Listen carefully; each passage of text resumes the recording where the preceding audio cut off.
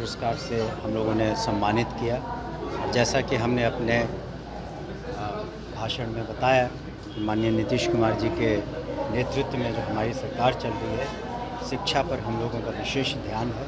कैसे शिक्षा में और उत्कृष्टता लाई जाए और ताकि बिहार का और इन बच्चों का भविष्य उज्ज्वल है। तो चाहे वो प्राइमरी एजुकेशन हो, सेकेंडरी हो, हायर एजुकेशन हो, हम लोग निरंतर प्रगति कर रहे हैं। और जैसा कि हमने बताया कि हमारा बजट भी 20% करीब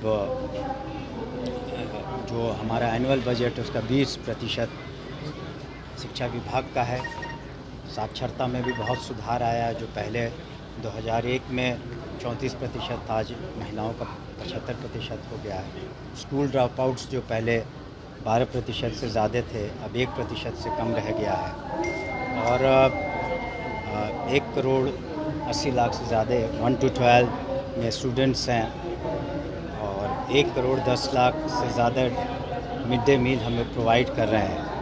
तो चुनौतियां बहुत हैं, इंफ्रास्ट्रक्चर में सुधार करना है, लेकिन हम समझते हैं कि हम सभी चुनौतियों का सामना करेंगे। माननीय नीतीश कुमार जी के नेतृत्व में और एजुकेशन डिपार्टमेंट के जो हमारी टीम है वो सभी लगी हुई है और हम लोग हर पहलू पर कोशिश कर रहे हैं फोकस करने का। और हमने जैसा कि कहा, स्थानांतरण नीति भी हम लोग सुधार ला रहे हैं ताकि विशेष करके दिव्यांगों का या असाध्य रोगों से जो ग्रसित हैं या महिलाओं पर हम लोग विशेष ध्यान देंगे। अच्छा, अतिथि शिक्षकों को लेकर भी सवाल। देखिए, एक चीज़ है कि चाहे वो गेस्ट लेक्चरर्स हों या गेस्ट टीचर्स हों, तो अब तो प्रक्रिया यही है कि एग्ज़ाम के थ्रू सबको आना है। और हम लोगों ने बीपीएससी के तहत भी लाखों बहालियाँ की, फिर और जो सक्षमता बहालियाँ करके अब गवर्नमेंट सर्वेंट्स बन रहे हैं, तो अभी और 1.5 लाख बहालियाँ आनी हैं, तो उनको वेटेज दिया जाता है उनके अनुभव का। तो और एग्ज़ाम के थ्रू ही वो एक वैकल्पिक और टेम्परेरी व्यवस्था है। कहीं भी आप जो गेस्ट लेक्चरर्स या guest teacher, that is a temporary arrangement. आज के दिन कोई तोहफा देना चाहेंगे शिक्षकों को, शिक्षा मंत्री? हम तोहफ़ा यही देना हमारी शुभकामनाएं हैं उनके साथ, और निश्चित रूप से वो तोहफ़ा उन्हें देना चाहिए कि बिहार का जो भविष्य है या देश का भविष्य है, ये जो बच्चे उनको और बेहतर बना सके ताकि वो भविष्य में एक अच्छे नागरिक भी हो सके और जो वैल्यू बेस्ड एजुकेशन में वो अपना सहयोग दें। सर, ट्रांसफ़र को लेकर के उम्मीद कब तक है, कब तक कोई तारीख? इस महीने के अंत तक पॉलिसी आ जाएगी।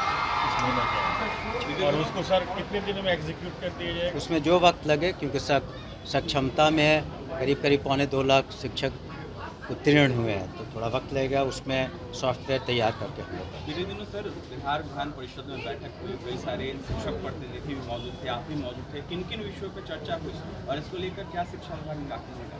वो अब एक इंटरनल बैठक थी और विभिन्न पहलुओं पर चर्चा हुई, वित्त रहित इत्यादि को। और हम लोग जो वित्त रहित थे अगले 2 साल का रिलीज़ भी कर रहे हैं। और भी कुछ मुद्दे थे, उसको अब हमने यही आश्वासन दिया कि सभी मुद्दों पर, वो भी जनप्रतिनिधि हैं जो ग्रेजुएट कंस्टिट्यूएंसी से आते हैं, उन्होंने समस्याएं रखी हैं हम लोग के सामने, और हम लोग बिल्कुल सकारात्मक रूप से जहाँ तक हो सकेगा निश्चित रूप से बिल्कुल ऑब्जेक्टिवली उन समस्याओं को निराकरण करने की कोशिश करें। थर्ड फेज की बहाली का रिजल्ट कब तक आएगा? वो तो कमीशन को करना है, लेकिन हम लोगों ने उनसे अनुरोध किया जल्द से जल्द।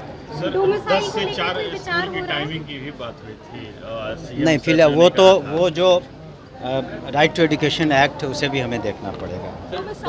पनोरमा ग्रुप, जो सोचता है वो करता है। आपके अपने सपनों का आशियाना।